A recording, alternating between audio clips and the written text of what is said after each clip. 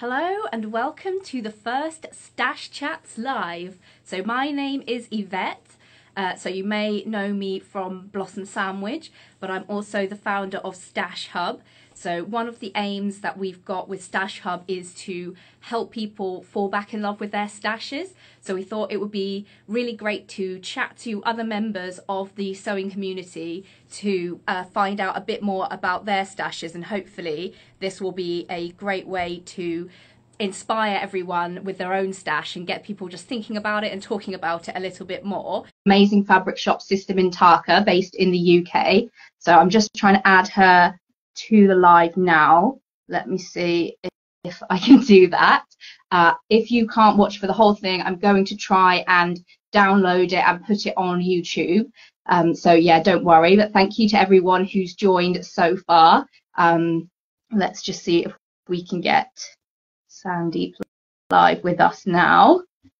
So yeah, I'm really interested to hear about Sandeep's stash as a fabric shop owner, because I think there must be a lot of temptation with fabric around you all the time. But yeah, let us know in the Q&A box or in the comments if you've got any questions that you really want Sandeep to answer, and hopefully she's going to show us some of her stash as well. So hopefully she'll be online in a minute. While we're waiting for Sandeep, she's not able to join. Maybe she can request again and we'll try that. Oh, hello, Marie. So yeah, we're just getting started. We're just waiting for Sandeep to join. But while we wait, I will tell you about next week's exciting guest that we've got lined up as well. So next week we're having Zoe, who you may know from Sozo blog. Let me just send a message saying try again to Sandeep. Classic technical first episode technical issues, but we'll get there. Yeah, so hopefully we'll have Sandeep on in a minute, and then next week we'll have Zoe, who you may know from Sozo blog, the host of Me Made May, and also the host of Check Your Thread podcast. So yeah, we've got loads of really exciting guests lined up for the next few weeks, and let us know if you can think of anyone else that you would like. Let me try again.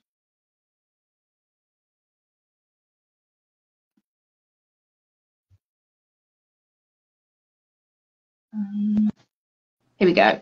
Right. Hello, Sandeep. Sorry about that. I don't know what was happening there, but you're on. Yay. We've got you. How are you? Yeah, really, really good. Yeah, welcome to the first Stash Chats. We're really, really grateful to have you on. Thank you for having me. I'm really excited, or a little bit scared. I'm a bit scared as well because it's the first one. I've no idea how it's going to go, but I think because we already know each other, we're going to have a nice chill chat, and yeah, it's going to be great fun. Yeah. So can we kick things off by just telling everyone a little bit about yourself, like when you started sewing, what you make, just to give a bit of context to when we start talking about your stash. Okay, so I'm Sandeep from Sister Mintaka, and I have a stash that's absolutely out of control. So we'll just like put that out there to begin with. I started sewing in, I think, the summer of 2017, and quickly built up a stash, like very, very quickly. Yeah, and it got worse and worse, and then by 6 months' time I'd opened up a fabric shop. So The sewing started first, and then the fabric shop was like, I'm gonna have to sell some of this so I can justify buying it. pretty much, yeah. So since starting Sister Mintaka, have you found that like ordering fabric for the shop means you end up with less in your stash, or has it just increased your stash more and more? I think slowly, like I've now enforced a rule on myself that I have to pay as a customer in my own fabric shop, and then that means I can't spend like hundreds of pounds each month on like as much fabric as I want. So yeah, it kind of helps me like slow down the kind of buying and the hoarding. Yeah, that's just the only way I can keep it under control. Yeah, that's a good plan. That's something that I often say to people as well. Like, even if financially you can afford it, like setting a budget can really help, Mhm. like help you like narrow down how much fabric you buy and like help you think about it, like because you don't want to blow your budget on day one and then you can't buy anything if you see something you really love. So it helps you think about it a bit more, having that budget in place. Yeah. Yeah. I mean, So I don't have a specific budget, but it's just like you kind of start to feel a bit guilty once it starts to total up a bit. yeah. So with this kind of feeds into one of our questions that we got from Claire Sows. Oh, no. So I don't know if she's on the live right now, but I'll tag her if she can see it in the comments. But she said, "What's the ratio of like System Mintaka fabric to fabric from other shops in your stash?"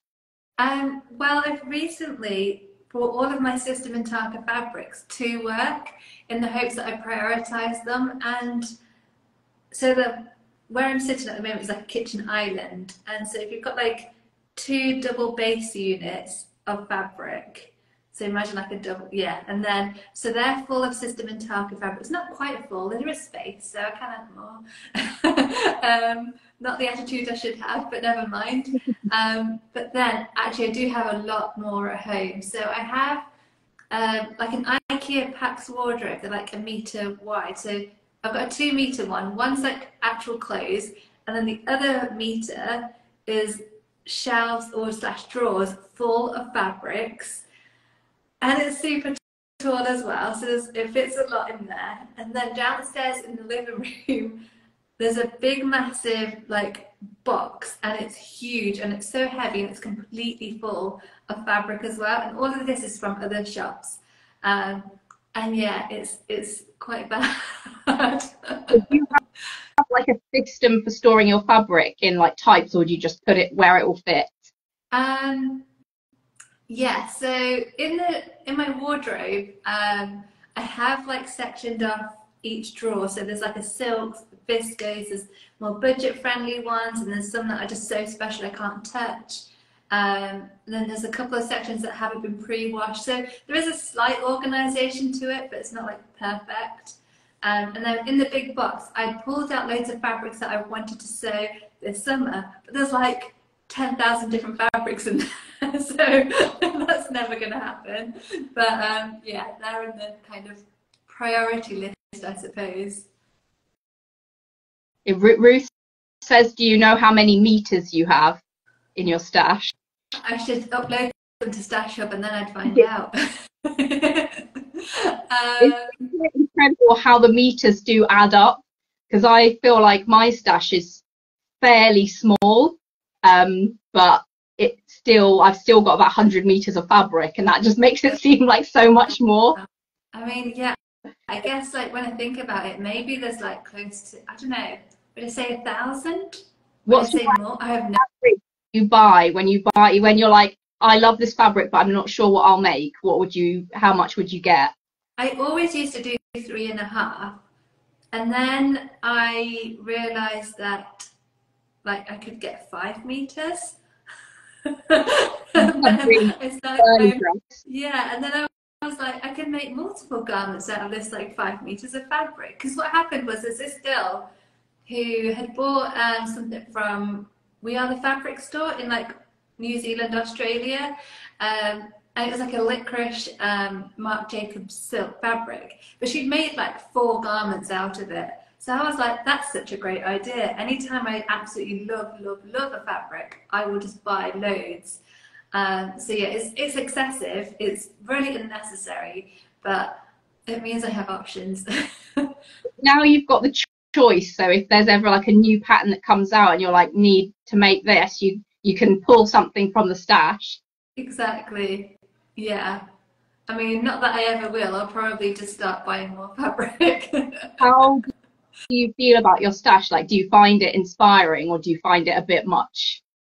Honestly, it is a bit much. I do get overwhelmed by it. And I really wish it was like a lot smaller. I have massive regrets over building up such a big stash.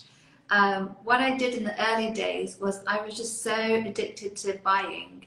And anytime any fabric shop had a sale, or there was like a really new fabric shop that had opened, I would be like on Instagram every day, just like searching fabric sales and this, that, and the other, and just buying things unnecessarily because they were on sale and, you know, yay. But it just ended up with like such a mountain of fabric that, like, even though I knew what I could make with it, and I was like, oh yeah, this will be this will be that, like 5 years later, they're still sat there. And I really wish I had just kind of bought as I went along and just sewn a little bit, bought a little bit, and maybe just treated myself here and there. So like now when I do sales, if I remember to, I try to include in the newsletter, like, just be mindful of what you're buying, because I know it's on sale, but only buy it if you need it, if you're going to want it, if you're going to wear it, if you're going to sew it. Like, just don't get carried away. As a business owner, that's daft for me to do. I should be saying buy it all.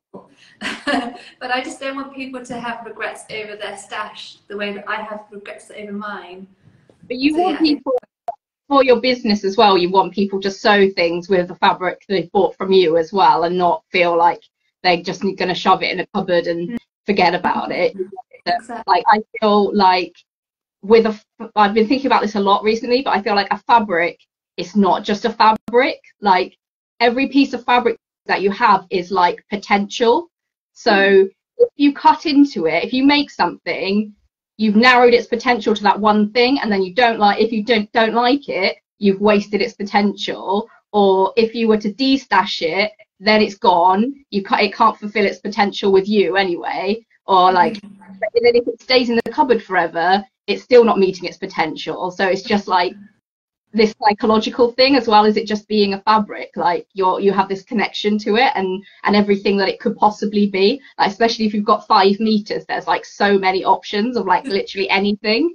So it is really difficult, I think, especially with those precious fabrics that you were talking about, to like commit and like make something. Yeah, it's tricky. But I think if you start thinking about how precious they are, you can also get like a bit of a you don't want to cut into it, because it's like, yeah, what if you ruin it, or what if you do this, or what if you do that? And there's so many what ifs. So things just don't get made, and it's, yeah, I think it's tricky. It's hard to kind of set your mind to a place where you have to just give yourself freedom to enjoy the fabric. Yeah, it's quite hard though. But I find that's one of the things where, like, some of the things that I most enjoy making are with the fabrics that I've like just got. So like, you buy a new fabric, you're really inspired and you do it straight away, so then it doesn't get all that like potential stank on it, and you're like, yes, I've done my idea, I've made it, and it's like come in and then straight back out again. And I feel like those projects are so satisfying, because you're like, yes, I've saved it from the stash, and also I've got the thing, and I've actually made something and I really like it. But yeah, I do really like it. I think it is also satisfying to like make something up with a fabric you've had for ages, but it is also, I don't know, I feel like it's a bit more stressful, because it's like an old friend that you're taking the scissors to. Yeah. It's like if you gave your mum a haircut, you'd never hear the end of it if it was a really bad job.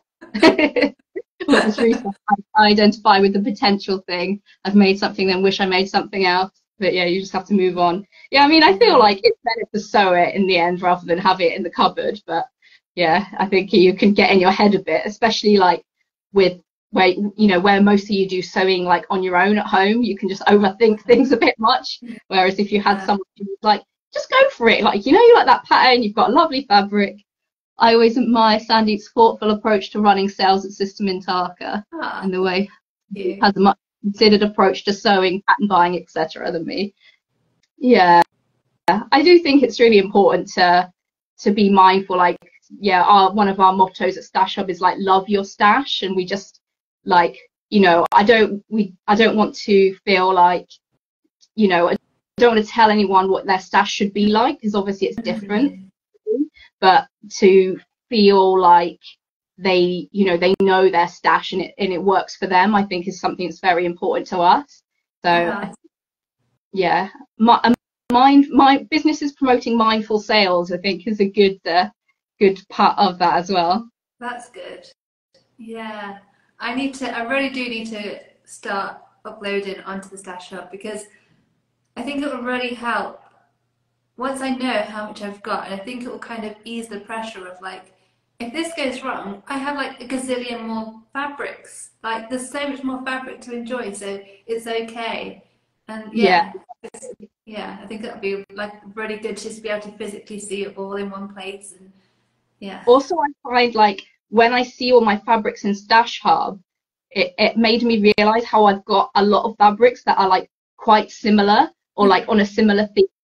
And so it made me realize like what I actually like as well. So, and also not end up with making things that are so similar. So like one of the new Lady McElroy fabrics, like I really, really like it. But then I'm like, I'm actually not going to get this because I already have a fabric and have made a garment with a different fabric that's like the exact same colors and like similar scale florals. And so I just need to like not end up with a whole wardrobe that's all the same, because then what's the point of sewing if everything looks the same?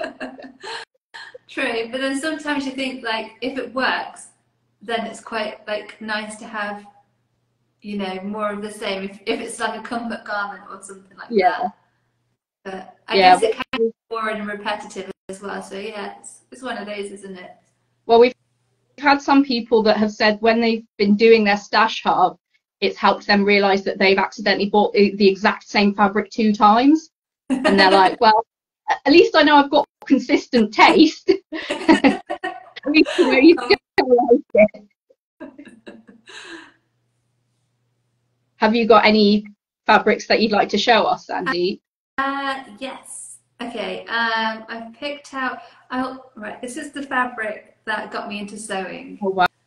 Wow. This. So it's a Rifle Paper Co. rayon, and long story short, my school teacher's big sister sewed, like, and had been sewing for a while. And I remember, like, I followed her on Instagram, and she made a pair of, I think it was the Carolyn pajamas in this fabric, and this was before I could sew, and I obsessed over those like pajamas, and I was like, I wish I could sew, I wish I could have that fabric.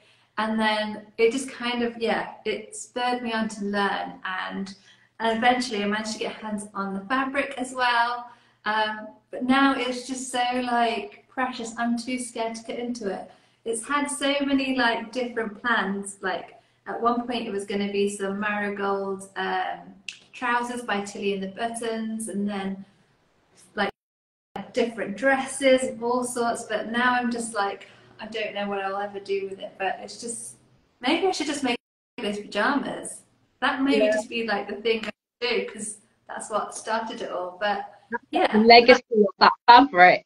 Is it the rayon or is it cotton? It's a rayon, but Rifle Paper Co. rayons are so lovely because they're nice and stable, so they don't like shift around. So it's like sewing with cotton, isn't it? Yeah, those will be really comfy pajamas as well. Like they'll be so soft and luxurious, you could just like waft around in them. Exactly. I was quite jealous of everyone's lovely handmade pajamas when I was at the big sew off when everyone else got changed. I was like, I need to make some nice pajamas. Like I've been inspired. Your saguaro set was amazing, though. I really loved that. So yeah, I need to make one. That was my very cunning plan, where I thought the saguaro set is basically pajamas, but I can wear them on the tube home. That was really so fun. I was trying to think if I could do that, and I was like, is there like an outfit or something that I could change into? And then I thought, can I just wear that outfit that I was wearing? And I was like, no, I literally look like I'm in pajamas. I don't think I can. Although maybe I could have done and just been like, I don't care right now. Yeah, that was crazy. Staying up all night, but it was kind of like sleepover vibes. It was really fun. I definitely struggled on the way home though. Yeah.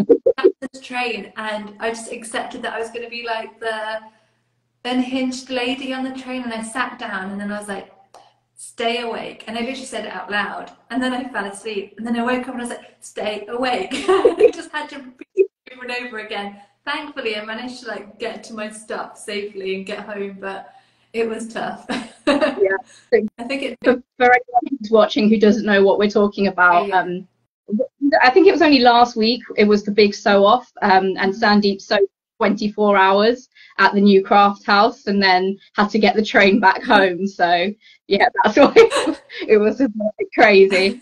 Yeah, that was challenging, but it was such a good Yeah, day. and it raised over £14,000 as That's well, which is incredible. incredible. I can't believe it. Like, yeah, It's go us. Woo. like slump in the middle of the night where we didn't get any donations for like 2 hours, and we were just like, "What's happening?"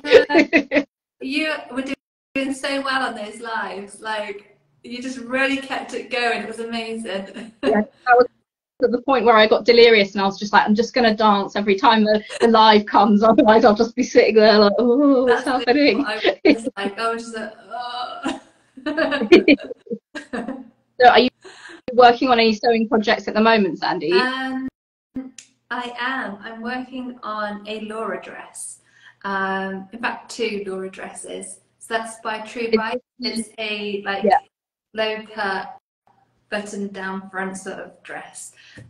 So yeah, I've got two in the works. I've cut out another project, and I have another unfinished project. This is really unlike me. I'm the sort of person who starts a project, finishes it, and then starts another one, and I just don't know what's happened. But in the last like 2 weeks or a week or so, I've just gone a bit over the top. I think because I think after this big sew off, I just think like now I can sew all of the things all at once, and I'm like, I actually can't. Yeah. Oh, that's really exciting though. How many Laura dresses have you got already? I have two so far, so then I'll have four once these are done. But I would like to make more and change the sleeves next time. I'm not 100% sold on the sleeves, so yeah, I need to figure out a replacement. But I've already like prepped these ones, so I can't like change them now. But yeah, maybe Well, yeah, Laura like, might be a bit different. I really like your Laura dresses that you've already done, so I'm really excited to see the other ones like in other fabrics, because that will be a really collection that you can have. Yeah, I think it'll be one of those patterns that I'm just going to have like 10,000 of. It's like, it just works. Yeah, well, when you know a pattern fits as well, that's quite a good way to work through some of your stash, because you don't feel like you have to go and do the toile and then that stalls you and then you just don't do that whole plan. Yeah. Do you have a like pattern that's your go-to? I've made quite a lot of True Bias Romy dresses, because they're so it's like raglan, sort of kind of fullish long sleeves, and then it's just a sort of smock dress, and it's just like wearing a really big comfy sack. That's the one that I made in that fruit salad fabric that I got from you, the really bright print with all the fruits on. Oh, that's amazing. I love that. I've got 4 of those now, and it's just quite easy to whip up. So I quite like that one. And I've made a lot of hacks of the Betty dress as well, the Sew Over It one, because it was one of the first patterns that I bought, and I did so much work on like fitting the bodice. So the bodice fits really well. So now I'm like, I'll just put some sleeves on the Betty. I'll just do a big, different neckline on the Betty. I've never actually made it with the circle skirt, but I've like hacked like everything out of the bodice. Like, yeah, I think circle skirts are like, they look amazing, but hemming them is just like, just evening out any sort of hem is just, yeah, I just don't want to do that. also like with my fabric buying habits, I'm kind of tight on buying fabric. So if the pattern is like 2.8 meters, I'll be like, I'll get 2.5 then. And you can't get away with that with a circle skirt. Like, you need a lot of fabric for a circle skirt. So yeah, sometimes I fall foul of that and been like, oh no, I'm gonna have to order another meter, or like just had to change the plan like halfway through. But yeah, often it does work. Like, some of the companies have very generous suggestions, especially if they suggest a length for like quite a wide range of sizes, and I usually just ignore the cutting layout and just Tetris everything. But yeah, also with a circle skirt, you can't use a directional print, because they go up down on the back unless you cut it up in a special way. I don't know. But yeah, so I haven't done the circle skirt, but done a lot of different Betty variations. Nice. Does anyone have any questions for Sandeep while we're live? Yeah, as I was saying earlier, I'm going to try and put this on YouTube if you didn't manage to catch the whole thing. But yeah, that's technology pending. It's one of those things, isn't it? Yeah, have you got anything else that you want to say generally about stashing or any other fabrics you want to talk about? I can show you my absolute other favourite fabric. Go for it. And yeah, I have found this print so far in silk crepe de chine, silk satin, and I found it in cotton lawn recently as well. It is the most beautiful print. Oh no, I'm going to struggle to fold this up again. It makes me happy just looking at it. It's called Prospect Road, and it's absolutely stunning. So bring it closer. This is it's just like, piece, right? Yeah. Like, so beautiful. And like the colours are like really like vibrant and just beautiful. It's got like this lovely sort of landscape design, and I just love it so much. So yeah, this is like one of my favourite fabrics on the whole planet. And if they made it in like any other base cloth, I would just buy it over and over again because it just looks so good. But the problem is now, like, how do I ever cut into it? But I think because I now have like 3 different base cloths, I should just like be like, okay, this one I can cut into, and this one's not like precious. And then I'll have one that will stay precious, and then one that will have a bit of thought going into it. I might make like the hazel dress. I made a hazel dress previously in another Liberty silk. It was that blue dress with like sun kind of things. Yes, I love that one. Did you wear it on the big sew off actually at the start? Were you wearing that one? Yeah, I think I did actually. Yeah, yeah. So I might make another one of those because that's just quite a fun dress, but it takes up a lot of fabric. Easy to sew the hazel. Is it what? Sorry. Easy to sew? Yeah, it really is. It comes together really quickly. And actually, I would say that if you ever wanted to use like a silk satin, that is the only pattern on the planet that I'd feel safe enough to sew, because it doesn't have like armholes. The only kind of curves it has are the shoulders and the neckline. But I guess if you stabilize them like quickly, they're not going to stretch out, and they're like some of the first seams that you sew anyway. So you've got less chance of like things just stretching out and going all wrong. So yeah, actually maybe I should use a silk satin and make that pattern, because then I feel confident to use it. And you know it's a good pattern, and you've got the gorgeous fabric to show it off. Exactly. Yeah. So I've got a couple of questions come in. So Natalie says, what made you want to open System Mintaka? It was by accident. I hadn't planned to. Kind of leading on from having too much fabric, I ordered some rifle paper fabric in like a pre-sale like years ago, and it arrived here to the UK to me really quickly before any fabric shop had got it, and I'd bought too much anyway. So I thought, if I stick some on Etsy, if it sells, it sells. If it doesn't, I keep it, and I'm fine with that. But it sold, and then I was like, okay, maybe I could just test this out. I'll buy some fabric at wholesale. It wasn't actually wholesale, so I didn't actually make any money, but I thought I did. And then that sold as well. And then that's when I started to like invest a bit more and actually, yeah, create a business out of it. It just kind of happened, yeah, from being a fabric addict. I feel like Rifle Paper Co is like so integral then for your whole journey, like getting you into sewing, getting you into having a sewing business. It absolutely amazing. is. I think Mintaka is one of the best stockists of Rifle Paper Co in the UK anyway, like, because you often have like lots of different prints from all the lines. Yeah, I try to. Yeah, they're really, really beautiful designs.